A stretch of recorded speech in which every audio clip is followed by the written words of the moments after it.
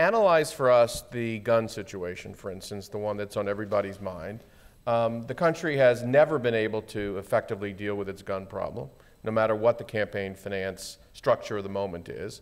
A powerful lobby is in the way of change, and they both write checks and they get active and they do many things in the context of our democracy that is successful and seemingly overwhelming.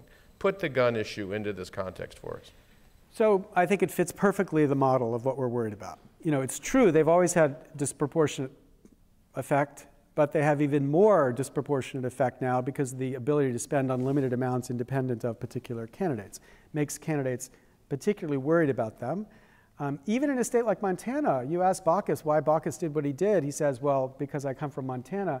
But even in Montana, the vote where 70% of the people in Montana supported the background checks bill that the Senate could not get through just last week. So I think it's exactly the pattern I'm describing, but I actually think it's just one of 100 examples we could talk about.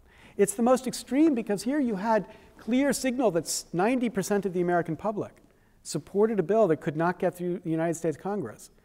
But, you know, we could point to a bunch of other examples. Well, let's talk of one more from last week. You know, so I spent the week in Boston and we suffered this extraordinary event, and there's going to be enormous energy now about dealing with the problem of this kind of quasi-homegrown terrorism. At the very same time in Texas, the same number of people are injured and more of those people are killed by a quote accident. What was that accident? The accident was explosion at a fertilizer plant that had not been inspected. Why had it not been inspected?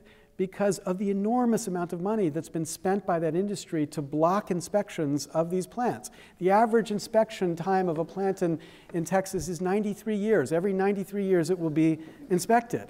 Okay, so there you have a system that, you know, an extraordinary harm caused by the systemic failure to do what government in this context should be doing, produced, again, I think, by the money. What's tragic to me is that I think most of our attention will be focused on this sporadic, in some sense, uncontrollable problem of crazy homegrown kid terrorist types, and not enough focused on what we could actually do something about, which is changing the economy of influence that makes it so government can't do even the most basic thing like inspecting a fire hazard against fire.